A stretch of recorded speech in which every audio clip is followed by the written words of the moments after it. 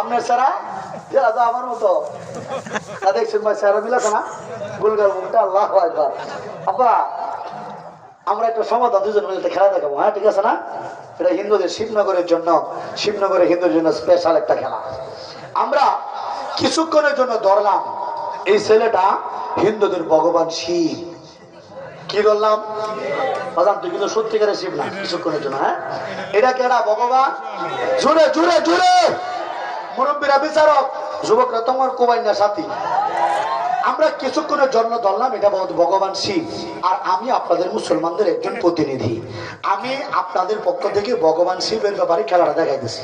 এবং এটা হলো ভগবান শিব। হিন্দুদের মনের কষ্ট, শিবনগরের হিন্দুদেরও কষ্ট যে শিব নাই। শিবরা আমরা কি করছি? কাবা ঘরে আটকায় রাখছি। কেমনে আটকাইছি? বাইরে আমার মুখ ধরেছে। এটা কি করছি? কারে ধরছি? ভগবান শিবের। আমি মুসলমান আর ধরছি ভগবান শিবের। আপনাদের জ্ঞানী গুণী সবার কাছে আমার প্রশ্ন, হিন্দু ভাইদের কাছে আমার প্রশ্ন, আপনারা শিবকে এত ভালোবাসেন, শিবের লিঙ্গের মাথায় দুধ ডাইলা পূজা করেন, আমরাও করছি, তো শিবের এত ক্ষমতা, তো ভগবান শিব আমাদের কাছে থাকে কেন? চলে গেলেই পারে।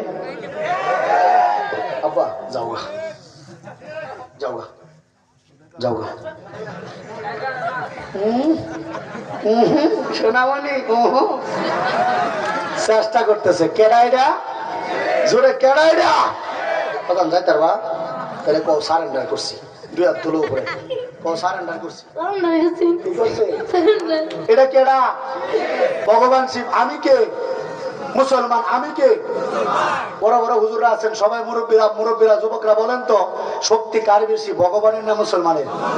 ভগবানের না মুসলমানের? আমি শিবনগরের হিন্দুদেরকে সর্বশেষ বলতে চাই, তোমাদের যে